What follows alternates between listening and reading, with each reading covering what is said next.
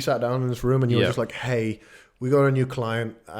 Your plate was already full, very full. You had so much to do. Do you think you can handle this? And I was like, yes, thank you for asking. And then it was like, I'm very scared now. I don't know what to do.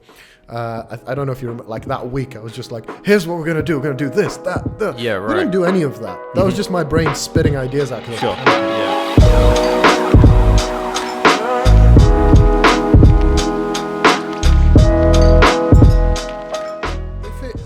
This is something that I've tried to keep up with over the years. What I actually think this is, it's always been about advertisers. It's always been about keeping advertisers happy. Sure. Because ultimately, the content creators, they're not... The customer is the most valuable thing at all times, but they're not the customer, they're the product. The content creators are the product. Interesting. And so it's about controlling the product, making it as appealing as possible to the customer. The customer is LG. I use LG because I think they're the most, traditionally the customer is not the viewer. No. The customer along with the content creators, they're the product as well. Yeah. The content plus viewership is what is being sold to those guys. And so I don't know if it's YouTube walking around with a big beep, because we can't say that anymore, but saying, hey, look, we're in control here. We love you as creators, but ultimately, you want to get paid. Here's how we get the money. So we got to get the money to give you the money. Interesting. And it's one of the reasons the likes of Twitter and so on are getting kind of... I saw something from Davos where it was like deoxygenated or something. What do they mean by deoxygen? They essentially mean, I don't know what the other word is, but they're essentially saying that advertisers are restricting supply of money to Twitter to stop them from spreading misinformation. Basically cutting off the oxygen to Twitter. So it shows how powerful the advertisers are. Yeah. But there's a lot of controversial opinion there. It's like, well, the advertisers are then going to control everything that we see? Because is that a world you want to live in? No, but it's a world... Sorry, I'm just very conscious of audio quality. Bear with me. Ram, you're quite quiet. I don't know why. Say something. Say something. Hey, I'm how are you? giving up on... Yeah, okay. I won't give up on us, even when the nights get rough. On to the next line. I didn't know. Yeah. Don't we already live in a world like that? We do. Yeah. But we don't like to think we do. No, yeah, exactly. we don't like to think we're in a commercial world, and the whole idea is we're meant to be moving away from that, like end capitalism, all of that, and then it's just becoming more and more down that lane in the name of wokeness. Sorry, we won't start. Well, yeah, okay. I was going to say that's. We're gonna get no money for this episode now. We're finished. But yeah, essentially that's where I see it. But hey ho. Let's go. So, okay, episode 51. 51. Welcome to Director's Debrief. I haven't said that in a while. Yeah. I've missed the last 3 or 4 episodes. So what do we do? Just go straight into it? We just dive straight in, and I think it bugs Ram, and that makes me a little bit happy. But yeah, he's not here. So this is Ram's final episode as a WP employee, and then he moves to a freelance video editor. Oh wow! We've just worked out the workflow. He should be editing right now as we speak. Okay, yeah. Should be. Very good. But that's up to him now. Huh? Pretty much. It's up to or him. it will be up to him. Yeah. He either edits and gets paid, or he doesn't. It doesn't, and the oxygen's cut off now. Okay. But yeah, damn, fair enough. So he's just a quick shout out to him, I guess. Passed his driving test. Turned 19. Yeah. What a kid. So for those that don't know and have jumped into episode 51 as your first episode, Ram has been our marketing intern. Joined us at the sweet old age of... When did he join? 17, right? 17, I was just about to say, yeah. So yeah, he was a boy. Yeah. And now he's a bigger boy. Yeah. We've taught him so much. How to video edit, the Crazy Frog tune. Right. We've taught him what Blockbusters was. Exactly. I taught him what the Yellow Pages was. He didn't know what the Yellow Pages was. It's crazy, right? Yeah. And we've shown him good old school music. Yeah. And he says all of it's crap. Yeah. Or he calls it classical music. Yeah. Old guy, Post Malone. Yeah. Vintage. But here we are. It's like Post Malone and Beethoven in the same category these days. Yeah. But he's a good kid. He's a good kid. Yeah, we won't tell him in person, but he's a good kid. Yeah. God, no. So yeah. Anyway, he's gonna cut this and just play it on loop. he's a good kid. He's a good kid. Sorry, you know the sound check that we did. Yeah. How much wood could a woodchuck chuck if a woodchuck could chuck wood? Yeah. My sister was like, you should like songify that. So like add auto tune. Oh, so I'm right. trying to learn how to auto tune. Oh, so one of those. Oh yeah, I know what you mean. Yeah. Have you seen that video of that? I think he's like an Asian kid. He's like, I love you. And it's all over YouTube. And it's just him going 5 minutes of just like, I love you. And it's on max auto tune. No. And it somehow is catchy. I'm going to show you after this. Yeah. It's just the way, he's not a great singer, but he sounds good. But yeah, we want that. Yeah, exactly. I was thinking of I don't know. This is so, Ram was maybe like, still sells when this came out. But remember when Charlie Sheen was doing a crap load of coke? Yeah. And then they did the interview where he's like, I got tiger blood. Right. There's a YouTuber called Shmo Yoho who actually DM'd to make a song version. He's not replied. Okay. He's too busy doing big stuff. But he songified that interview with Charlie Sheen. And it's like, it's really addictive. Mm-hmm. I've listened to it so many times. Like, I was banging 7 gram racks. Was that when Charlie Sheen was real in his prime? Yeah, it was like moments before his drop. Sure. Okay. That was an interesting time. Yeah. But, yeah. Is there anything you wanted to cover in the podcast? Yeah. So, I mean, just no. Have you got questions?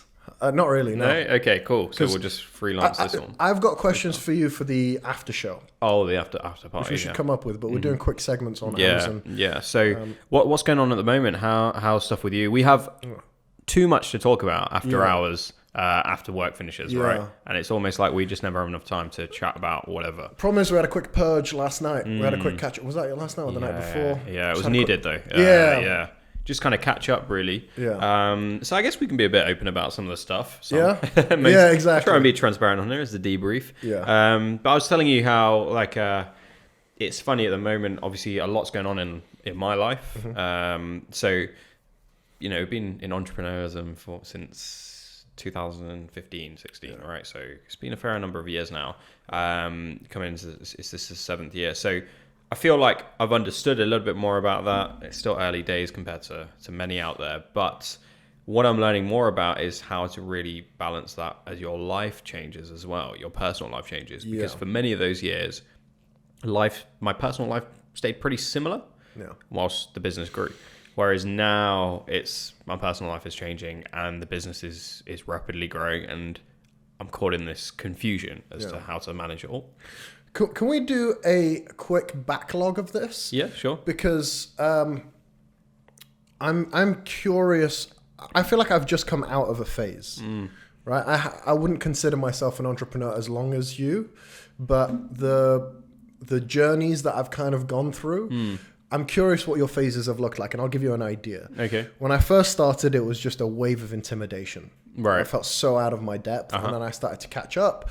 I started to understand where I could contribute value to the business. And then it was about getting the discipline, motivation, and actually doing it. Yeah. And then it was like, I went through a long phase of it was more guilt.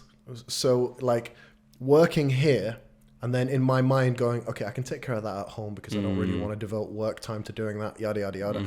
Then I get home, I'm too tired, mentally drained that I don't do it, feel guilty about it. So you just add to the guilt. Add to the guilt. It just snowballs.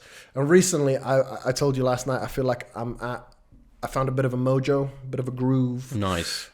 Where I'm utilizing the team that we have to get all of the things I want accomplished. But when I get home, I'm not adding the pressure on myself to do that work. Fantastic. Yeah. So this is kind of a summary. It's not flawless. I've not mastered it. No, but it's interesting. But I feel like when I reflect on my last, let's call it 4 years. When I reflect over my last 4 years, 3 or 4 years, I can see the growth. I wouldn't say I've clocked it, I've mastered it, I know what I'm doing. Far from it. I'm 7% of the way there. Sure. Into understanding how to do everything. Okay. But I'm curious, if you reflect like I just did, what would you say your journey has been over the past few years as an entrepreneur? I think there's definitely a lot of overlap. We've gone through very similar phases. I think so. Your initial phase was what? What did you call that? a sea of intimidation. Intimidation, yeah. Right. So just before intimidation, Yeah. I had a phase of ego. Okay. And it was probably covering up the fact I was intimidated, or that was coming up. So it was a bit of ego in the sense like, okay, remember we started from a very small start, right? Like it was just me, my mum, and we had a part-time staff member. You know, that's that classic thing. So then I felt I needed a bit of ego to be like, this is gonna be big. This is gonna be large. I'm destined for something big. And it was a very small phase, and it sounds silly, but I'll take you through why. Yeah. And it was because we were in that phase. If I didn't have that ego, I would have lost faith in where we were going, and I wouldn't have been able to stick it out. Yeah. Because it was a very nitty gritty time where nothing was really going my way. You know, we didn't really have much to invest in anything.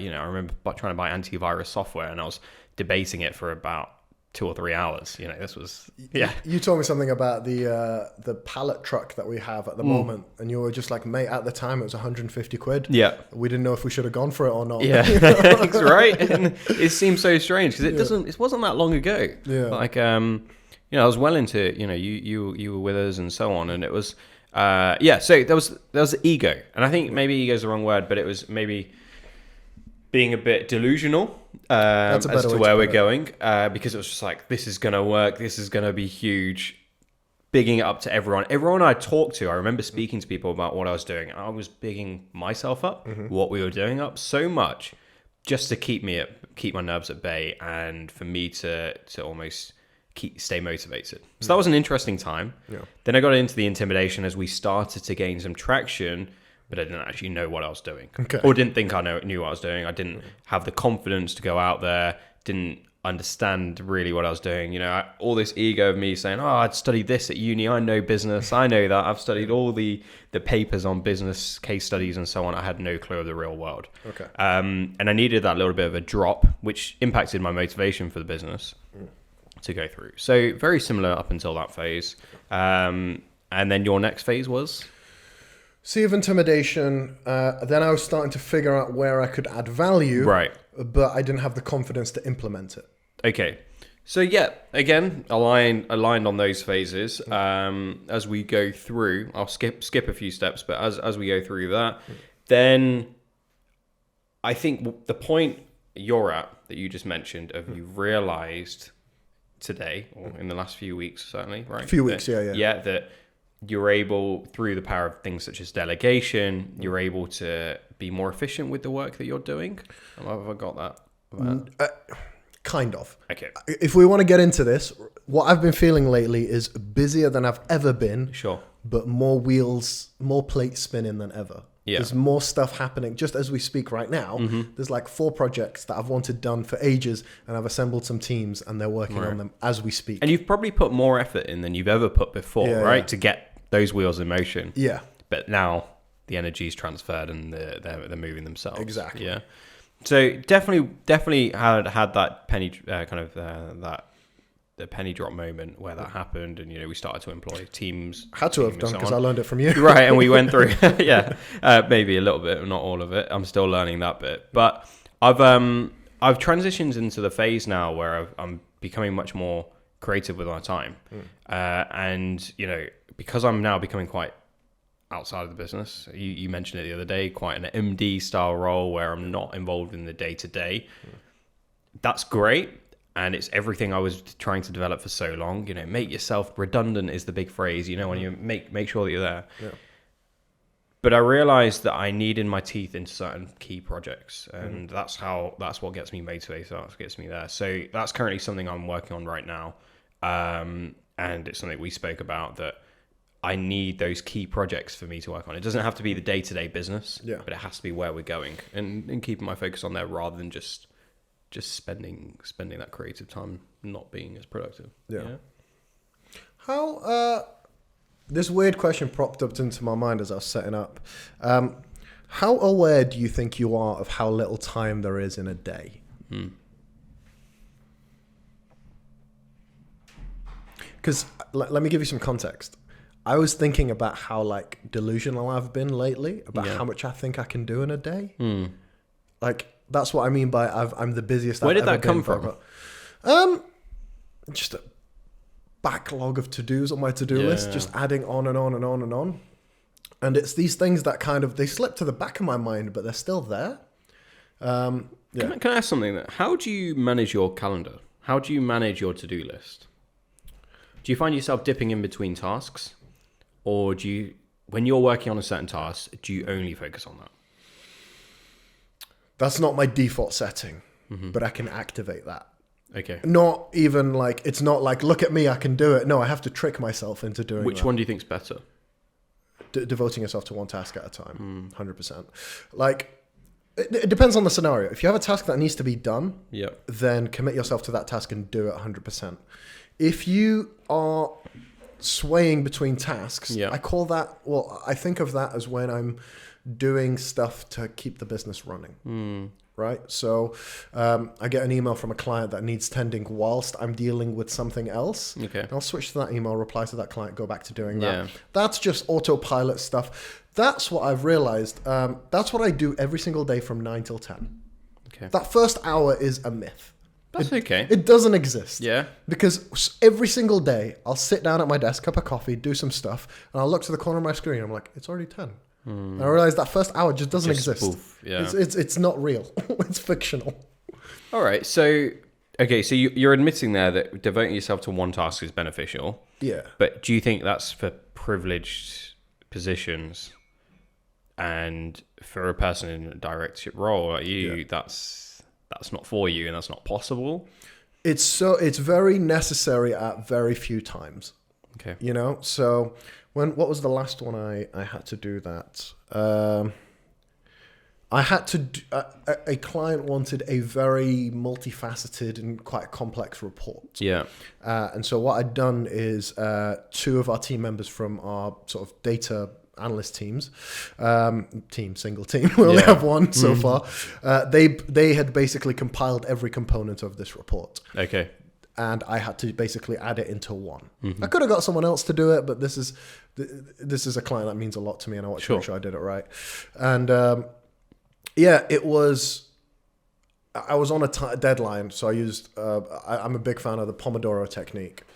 Typically, 25 minutes on, 5 minutes off. Okay. I can't get in a groove in 25 minutes, so I do 45 minutes on, 15 minutes off. Okay. So I don't know if you ever come up and you've seen my phone with a 45-minute timer. No, I didn't. Okay. So if that timer is on, my laptop's in do not disturb mode, and I just powered through it. I actually caught a really cool time lapse on it because it was just about transferring data from one spreadsheet to another, like repetitive task. That's something that I think normally it would take me like half a day, bang down in 2 hours. But that was me tricking myself into it, using something like Pomodoro, having a timer, and just like nothing else. There's no notifications because I'm in do not disturb. So sometimes it's very necessary. And you're right, it's a point of privilege. Every now and again, I find myself with the opportunity to do it. But other than that, I'm like, there's so much other stuff to do. And there's a little bit of everything that needs to be done. Yeah. And I wonder actually if I've recently gone through a wave of like ego where I've just let go of this, we're uploading some like metadata to our inventory management software. Yeah. It's basically to automate a bunch of reports and invoicing. Just means that the operations to get FBA out of the building is improved by a few seconds, right? But it removes all human interaction, so less error. It's something I've wanted since like 2020. Sure. And I'm like, nobody could have done it. Like, nobody can do this. It has to be me. I just got to chug some Red Bull and then like work through the night, montage music. And it's been like 2-3 years now, and I haven't done it. Okay. So I just brought our supply chain manager and somebody else in, and I got them to do it. So like, yes, I would have loved to have set the Pomodoro and worked through it myself. But actually, I can't do it as well as those two. No. They're going to smash through it. Interesting. But you need to make sure that you still have your projects where you can use the Pomodoro technique, right? Yeah. So I get a lot of satisfaction from that. Yeah. What about you? No, so I think that's where I was. And what I found myself doing very recently, which is why I was like getting a bit confused and a bit overwhelmed in a weird way, was the fact that I felt that I was doing a little bit of everything. Yeah. So every little task, I was just doing a little cream at the top, which was cool. But it meant that I was never really getting my teeth into anything. Yeah. And I was checking people's work and so on, and that's all great, and making sure everything was flowing and, those stuff. But I realized that that cream was getting less and less because there was less and less for me to do because the tasks were being done so well by the team that really it was just sign off and check, which became good. But that just meant that I was just signing stuff off. Yeah. And they were even emailing our clients and so on. There was really nothing there. And whilst that was an amazing feeling, it almost felt like I was losing touch with what we were working on. Yeah. And there was no scope to do anything, such as the Pomodoro technique, because nothing needed for 45 minutes of time. It needed 5 to 10 minutes of my time. Yeah. And I was just doing a little bit of everything. Do you think, and this is quite a tricky question, you might even ask me to cut this, but do you think sitting on the foundation of the hard work that you've put in over the last 7 years, that you're at a place where the business can kind of operate with or without you?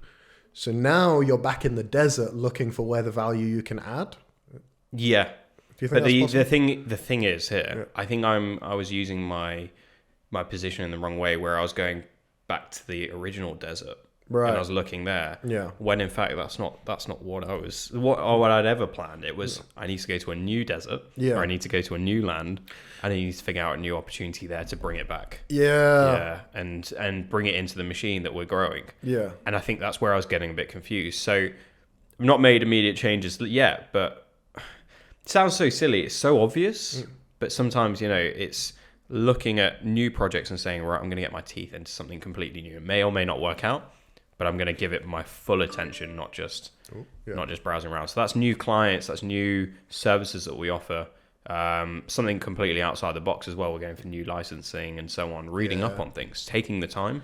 Yeah. And I feel a lot more at peace even just with the idea of doing that. Yeah. Has that whet your appetite, this whole new licensing that we're pursuing? And completely.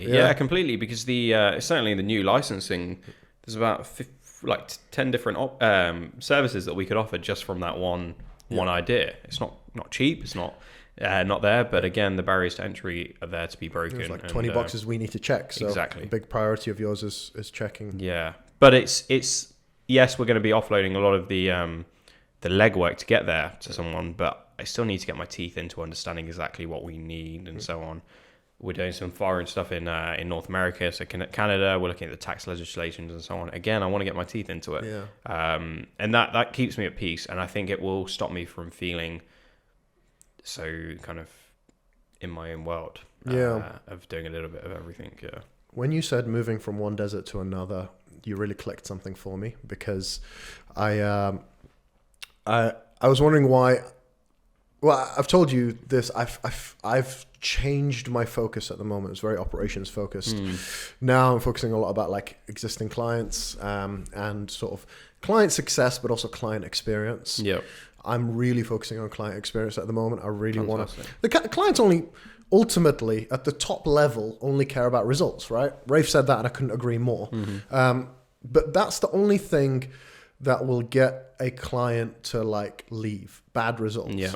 But just because they're staying doesn't mean they can't love staying with you, right? There's certain things you can do for them that if you have a poor performance 1 month or 2 months, it gives them the confidence to stick it out with you until you figure it out and get to the next level of success for them. So that's a big part. And here's the thing. I've been so focused on operations for so long that I really questioned where my value was in operations. So now that I'm looking at this whole category of client success and management, this is my new desert. Yeah, and I'm so excited about all of that. Wow. Yeah. So that's. Did you realize that? No. Or is that just come? Yeah. Beginning of last year is when we sat down in this room and you were just like, hey, we got a new client. Your plate was already full, very full. You had so much to do. Do you think you can handle this? And I was like, yes. Thank you for asking. And then it was like, I'm very scared now. I don't know what to do. I don't know if you remember, like that week, I was just like, here's what we're going to do. We're going to do this, that. Yeah, right. We didn't do any of that. That was just my brain spitting ideas out because I was panicking. Yeah. And now it's just kind of been a seamless transition. That year, though, you handled that client like it was your baby. I did. I've never seen so much care. And that's, it starts off as a problem. Because you're overprotective in the beginning. You're overly worried, overly panicked. By the end of it, it was so much more relaxed and there was so much more I still cared just as much. Yeah. But I wasn't like, look at me and approve of me, please like me. It was a lot more of like, hey, this is what we're going to achieve. It's like just smoother. Mm-hmm. Not just in communication, but in like trialing new stuff. Yeah. You know, if you're so worried about pleasing a client, you're not going to, you know, let's talk about advertising. You're not going to set up that risky advertising campaign to see if it does anything for them. Yeah. But if you're confident, then yeah, you're like, this is what's in the best interest of the client. Let's do it. Nice. I was thinking about that this morning. I was saying, you know, recently what you've been doing with building your team and so on the client side. Yeah. I recently had a look, and I was like thinking about, what if you'd done that a year earlier? Yeah. I think that last year, you working completely and utterly on that one client and making sure you worked with everything that they needed, the full service, not just one area. Yeah. I think that, not that you needed the teaching, but it taught you a lot. No, I think I did. Yeah, it taught you a lot in what's required and the expectation. And those guys, they some of the team members have obviously moved to different departments and so on, but they're not going to, you know, they thoroughly valued the relationship that was going on. And I think, that was one to remember. I think the other thing is, don't forget, I used to hate client work and I used to hate sales. I used to absolutely hate it. And Ollie was really good at highlighting this to me, where I was like, why do you think I hated it back then? And why do you think I love it right now? And his argument was, well, before you didn't believe in what you were selling, but now you do. I thought that was really, really cool. I really believe in what we're selling. I really believe in what we're, you know, when I call somebody up and say, hey, we want to try this for your account, it'll cost X amount. It's because I really believe that it will work. Interesting.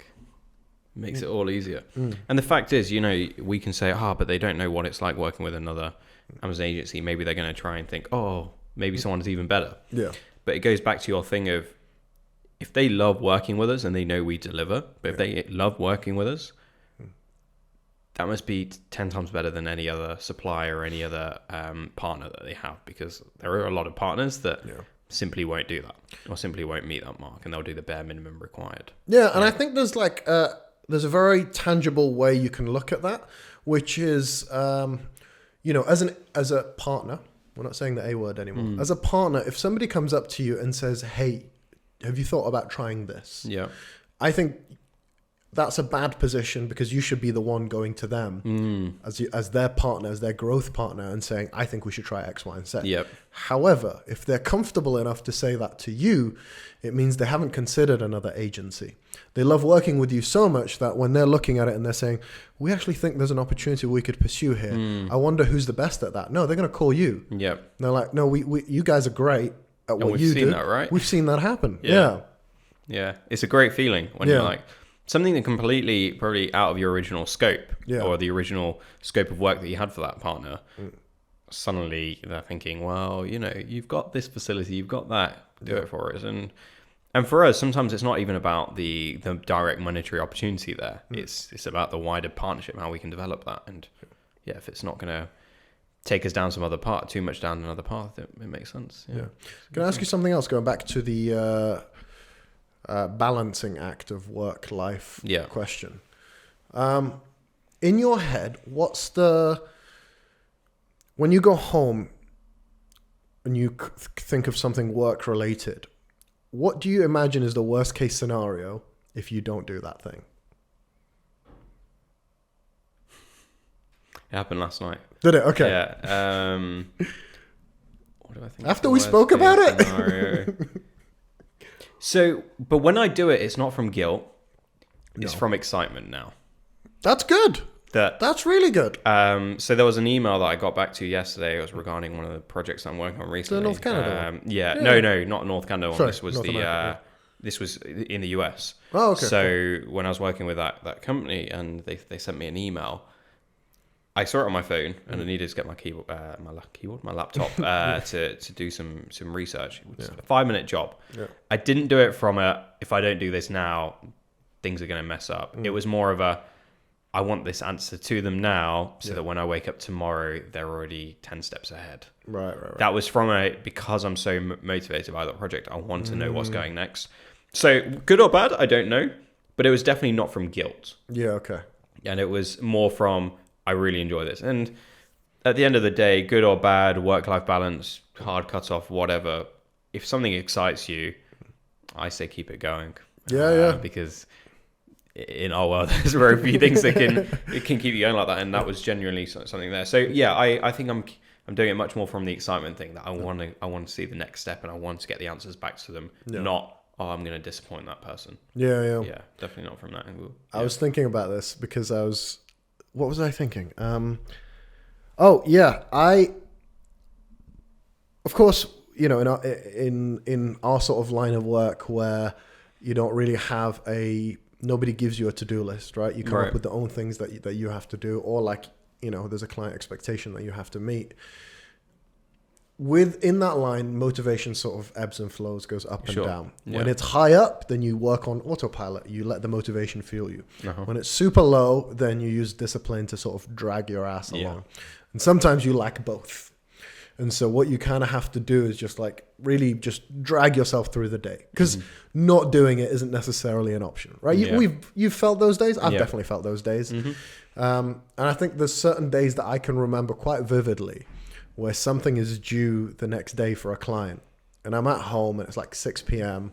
and I'm like, you know, I've cooked myself some dinner, I eat it, I'm like, I should probably do it, but I lack the motivation and I lack the discipline, so I'm going to bed. And I wake up, it's like 7 a.m. I'm like, ugh, like, all right, let's do this. Get it, let's chug the coffee, let's do this. And the weird thing is, recently I've been thinking, I think I've been through enough of those days where if I get an email late at night, I know that I can fix it in the morning. Interesting. Right? I have forced myself into that position where something is due the next day. Yeah. That I've done it enough times that I'm just like, well, you figured it out before. I can sort it out. Yeah, you figured it out before, so you can figure it out again. And I think we need to make sure we don't go too far, but I think there's a difference between urgent tasks and prioritizing tasks, right? Like, clients always want things done yesterday. That's just the way they are.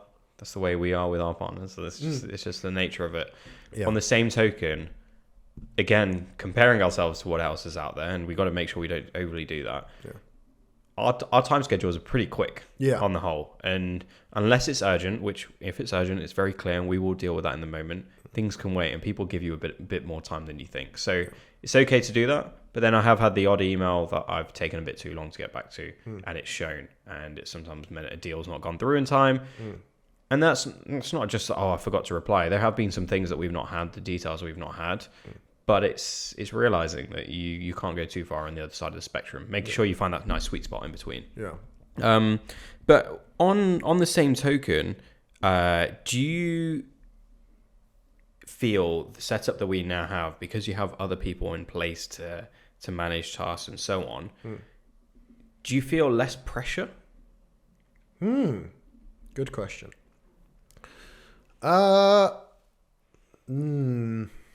Kind of. Okay. Not necessarily. But you always feel less pressure when you are more confident that you can actually do something. And having this team that we have now at the scale that we are now, I of course feel like we can do more. Yeah. And so, you know, of course, the more confident you are, if you don't feel like you can do something, the pressure's heavy, it's a burden, and you can power through. No, sorry, and it's like it can limit your ability to power through. But the fact that, you know, and we're talking about this a lot of the company, there's very good, responsible people in place to take care of their thing. Yep. So when I want to go out and do this thing, that project where we automate some of the FBA process and stuff like that, I'm a lot more confident that it will get done. From that confidence, it kind of lifts the pressure off a little bit. But in other aspects, you know, we've set a very high bar for our clients. They expect a lot from us because we've been able to do really well for them. Which is that's a very privileged position to be in. So that pressure doesn't ease off.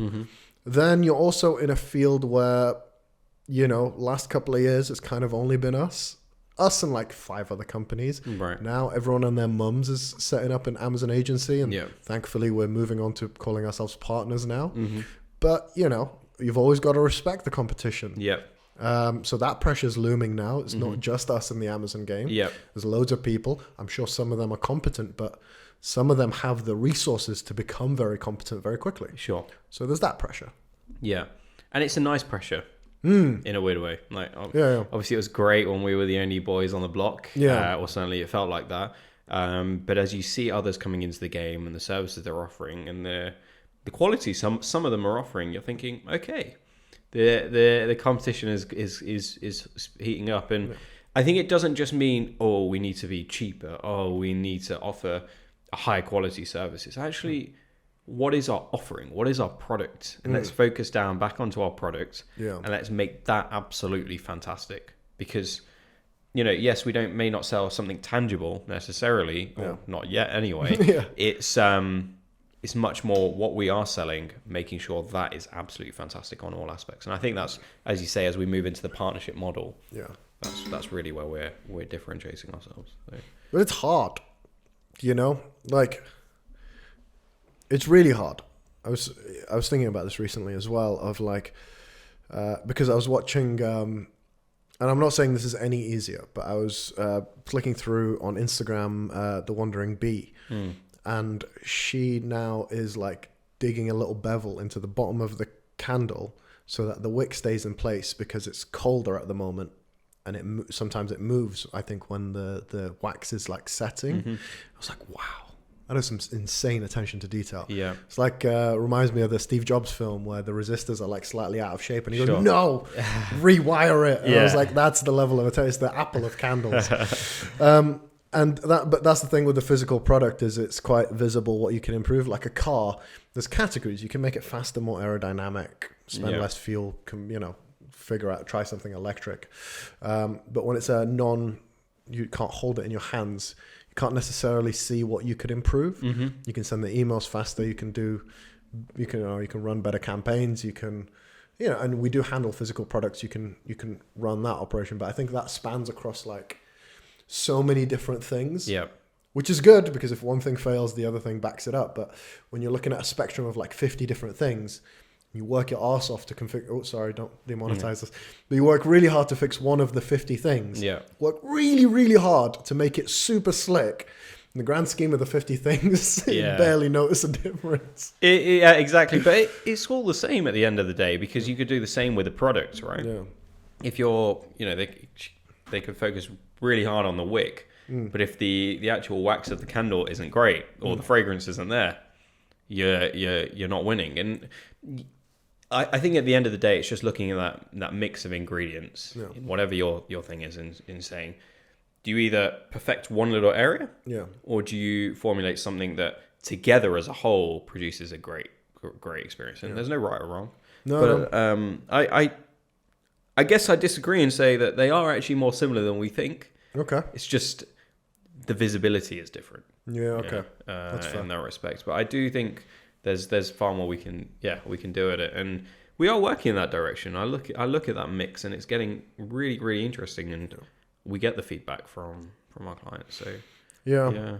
It's weird because at this point I feel like we're having to unlock the next step of like doing a good job every step of the way. I don't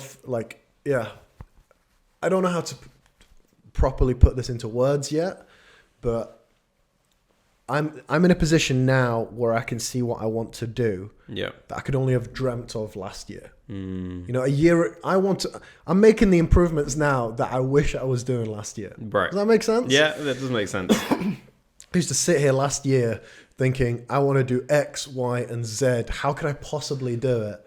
And I'm only doing it now because I understand from the past year how to do it. I think that's just life, right? Like we always want to have a 6-pack tomorrow, but it's like, no, that's not coming tomorrow, man. That's down the line with work and understanding. But fair enough. Yeah, good stuff. Yeah, this was a good debrief. I don't know how much people can take away from that and improve their lives. But this is good. But we were authentic to what we were supposed to be doing. Debriefing. Exactly, and that's part of it. Yeah. So any final words, any motivation? Any final words? Any motivation? Oh, yeah. Let me say the thing that I've been saying time and time again at our post-work debriefs. Nature controls it all. You know, whatever you think is happening in the world, if there's anything scaring you at the moment, whatever, it's going to happen and it's going to scare you. And then the opposite is going to happen to correct it. You'll be all right. And it all works itself out in the We've end. been talking about some mad controversial topics after work, and that's been my answer to everything. I'm like, if it's really polarizing topics. Yeah. So it's like, is it this way or is it that way? I'm like, well, right now it's like this way, but right now somebody's going to come over and push it that way, and then it's going to push it that way. Yeah. It's like, just sit back and enjoy the show. It all sorts itself out. Nature will take care of it. Yeah, don't stress. That's my motivation. What have you got? What's your motivation? I love that. I'm gonna have to steal a little bit of that, but it's more on the personal level that you know, we're so okay with change in our careers and our kind of our business and so on. It's taking that and understanding that taking that change and putting it into your personal life. Stuff changes. Your friends change, your family, things change. No, family doesn't change that much, but your family grows, things change, and so on. A lot changes within a family, for sure. Yeah, right. Yeah. The development of it, more members and so on. But anyway, what I'm essentially saying is like, we are so good at handling changes and development in work and business. Like taking those lessons and putting that to a wider picture is my own advice to myself. All right, I'll check up on you next week, see if you took it. But yeah, good stuff. Yeah. All right. And boom, are we on to the Amazon stuff? No, I'm going to stop recording and start. So do you want to tell people to subscribe? Yeah, cut that out, Ram. But please don't forget to subscribe, like, do what you do, comment wherever you can. If you like this, if you want more specific topics, whatever you want, remember this is episode 51 and we're just getting started. So be sure to let us know. Yep. Did you know that most people who I read a statistic? Yep. And most of the top 10% of podcasters, they make it to 100 episodes, and what did I say? Top 10%? Yep. Yeah. The rest of the 90 give up at episode 50. No way. We've just gone through. Broke that ceiling. So this is where we start climbing, where we start bringing those. I'm expecting 100 subs next week. 1,000. And be sure to subscribe and let us know what you want to hear. So see you next time. Cheers.